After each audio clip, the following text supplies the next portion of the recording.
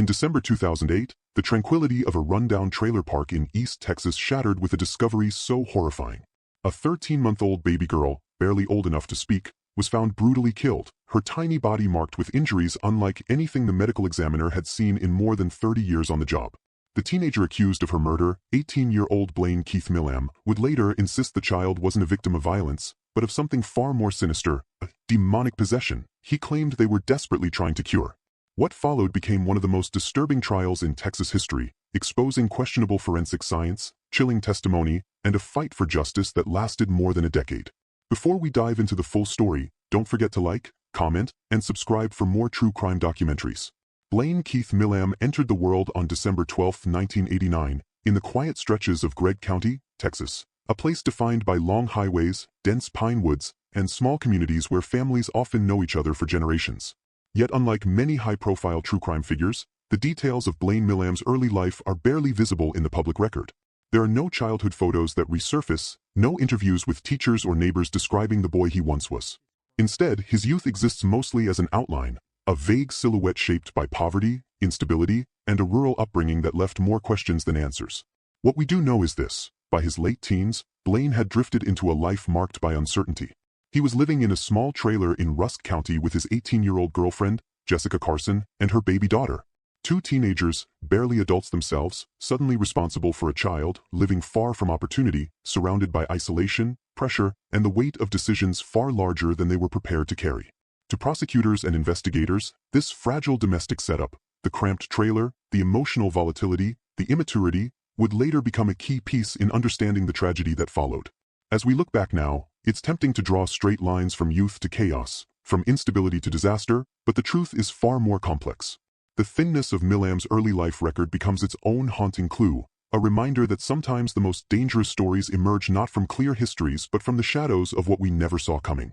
Amora Bain Carson was only 13 months old, still learning her first words, still wobbling on unsteady baby steps, still clinging to the comfort of her mother's arms. She lived with her mother, Jessica Carson, and with Blaine Milam inside a small trailer in Rusk County, Texas, a place where early winter mornings settled quietly over the pines and where neighbors rarely expected trouble. The trailer was cramped, cluttered, and far from the kind of childhood environment most children dream of, but for Amora, it was the only home she knew, a tiny, fragile world held together by two teenagers unprepared for the responsibilities they carried. On December 2, 2008, a 911 call shattered that quiet. Blaine Milam told dispatchers that baby Amora was unresponsive, and when first responders entered the trailer, they stepped into a nightmare that seasoned officers would later struggle to describe.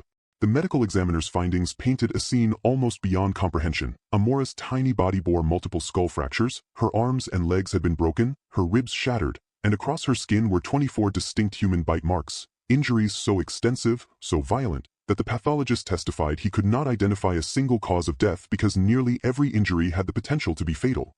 One expert would later say, in decades of forensic work, he had never encountered trauma of this magnitude inflicted on a child so young. It was brutality in its rawest form, and investigators, prosecutors, and eventually the public were left grappling with the same haunting question.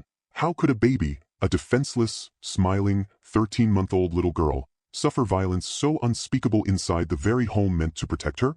The mystery of what happened in that trailer and why became the dark center of the case, a question that would unravel into claims of spiritual warfare, alleged exorcisms, and a courtroom battle unlike anything East Texas had seen before. As investigators began questioning Blaine Milam and Jessica Carson, the story of what happened to baby Amora shifted like sand under their feet. First, Milam claimed the infant had eaten insulation from the walls. Then Carson tried to suggest she had been in a minor car accident, and with every new explanation, police sensed panic, confusion, and a desperate attempt to mask something far darker than a household mishap.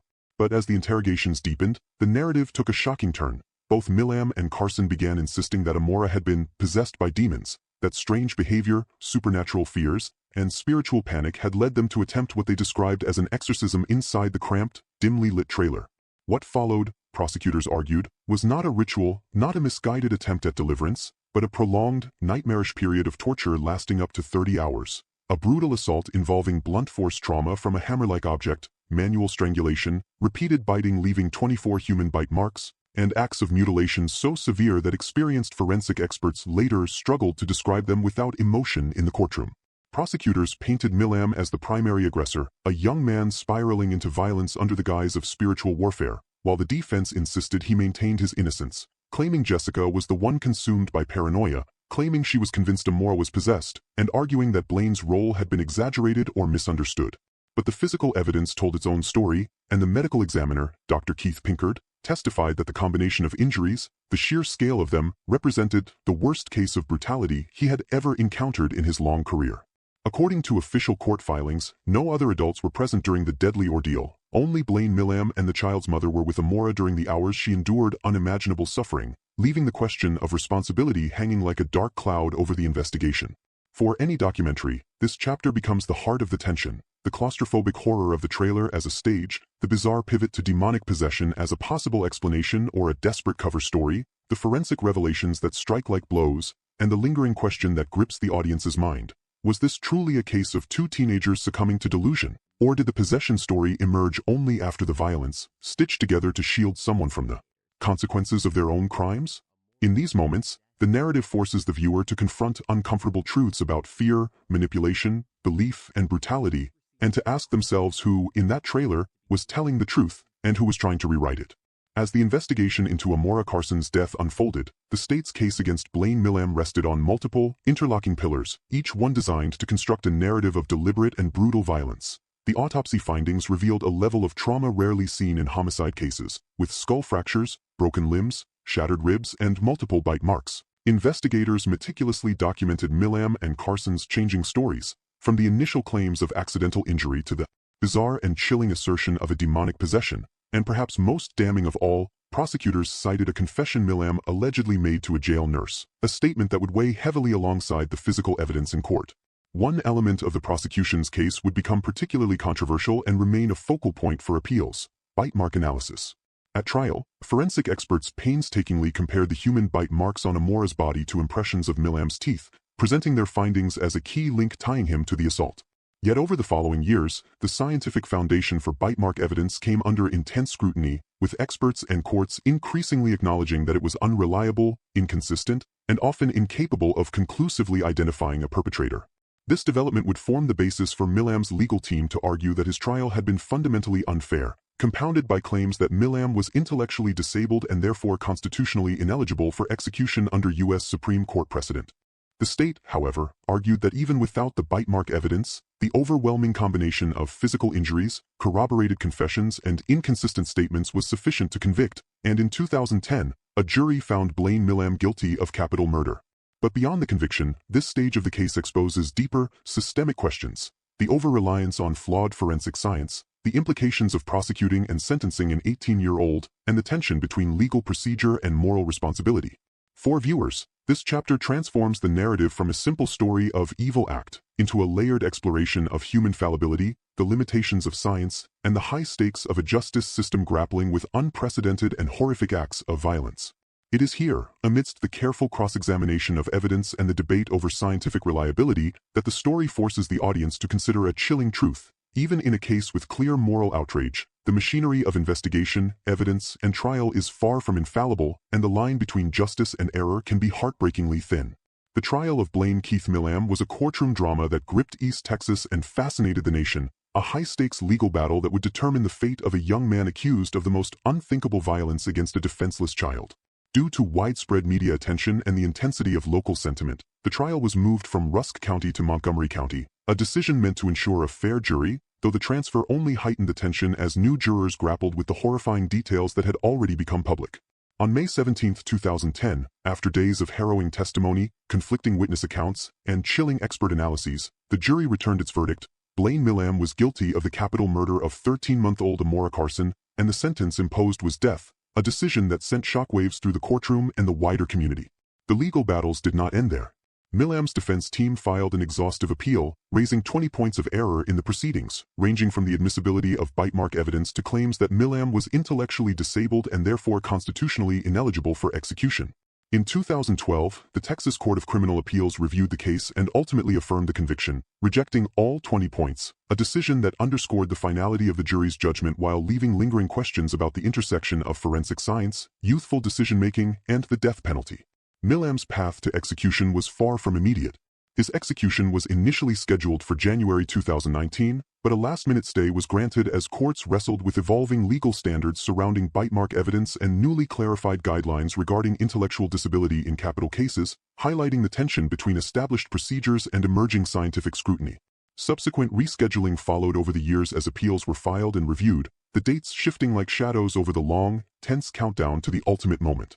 Finally, after years of litigation, his appeals exhausted and legal avenues closed, the execution date was set for September 25, 2025, a date that loomed over the story like a dark, inexorable inevitability. On September 25, 2025, after nearly 2 decades of legal battles, appeals, and public scrutiny, Blaine Keith Milam faced the finality of his sentence, executed by lethal injection at the Texas State Penitentiary at Huntsville, widely known as the Walls Unit, a place steeped in decades of capital punishment history and somber routine. In the hours leading up to the execution, Milam's final moments were both mundane and deeply human. The clatter of trays, the sterile smell of the prison, and the quiet tension in the hallways where guards, chaplains, and witnesses waited for the irreversible act to unfold. His last meal, an extensive and almost surreal assortment of comfort foods, reflected a young man's final request for familiarity in a moment defined by its finality. A cheeseburger, oven-fried potatoes, green beans, pinto beans, sliced bread, scrambled eggs, country gravy, a sausage patty, pears, biscuits, tea, and water, a feast both ordinary and surreal, marking the threshold between life and death. As the lethal injection process began, Milam delivered his final statement from the gurney, a speech that, while devoid of any direct apology to the victim's family, reflected a personal reckoning and spiritual conviction. He expressed gratitude to those who supported him throughout his incarceration, acknowledged his participation in the prison chaplaincy program, and concluded with words that were equal parts plea, faith, and farewell. If any of you would like to see me again, I implore all of you, no matter who you are, to accept Jesus Christ as your Lord and Savior, and we will meet again. I love you all, bring me home, Jesus. The moment was heavy, punctuated by the mechanical monotony of the procedure. The injection, the measured inhalations, the quiet snore of life ebbing, and then the final pronouncement of death at 6:40 p.m., a stark, irrevocable conclusion to a story that had haunted East Texas for nearly 2 decades. The story of Blaine Keith Milam and the tiny life of Amora Bain Carson leaves a trail of unsettling questions that go far beyond one homicide. What value do we place on innocence? What happens when forensic science, once trusted, becomes questionable? Within this case, one of the most critical issues is the role and reliability of forensic bite mark evidence, the same type of evidence that helped convict Milam, and by 2019 the Texas Court of Criminal Appeals acknowledged that bite mark science has been widely undermined. This raises the uncomfortable possibility that a verdict might have been reached on shaky scientific ground. Then there is the death penalty dimension and the question of intellectual disability. Milam was 18 at the time of the crime, and his legal team argued that his cognitive impairments should have shielded him from execution, but the court ultimately found otherwise.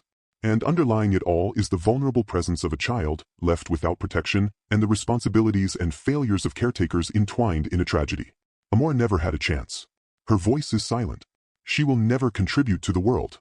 A prosecutor poignantly commented after the execution, "We will never know what Amora would have contributed to our world." What about Jessica Carson? The child's mother, present throughout the hours of abuse, was tried separately and in April 2011 was found guilty of capital murder for her role in the death of her daughter. She was sentenced to life in prison without the possibility of parole. Today, according to the Texas Department of Criminal Justice records, Jessica Carson remains incarcerated serving that sentence. Her fate illustrates how one tragedy can yield different but irrevocable outcomes for those involved, underscoring the ripple effect of devastation in one small trailer in East Texas. As this case draws to a close, the bigger questions remain. What does justice mean when the science behind a conviction is challenged? Can we ever fully know what happened behind closed doors when only incomplete stories emerge? And how do we protect the most helpless among us when our legal systems and scientific tools are imperfect? In the end, a toddler died. A young man lost his life. A mother lives behind bars. The questions linger, and now I'd like to hear from you. What do you believe justice looked like in this case? Thank you so much for watching and staying with me through this difficult story. Your time, support, and engagement truly mean the world to this channel, and I appreciate you for being here. Please like this video, share it with others, comment your thoughts below, subscribe to the channel, and hit the notification bell for more true crime stories that explore the darkest corners of human behavior and the legal system.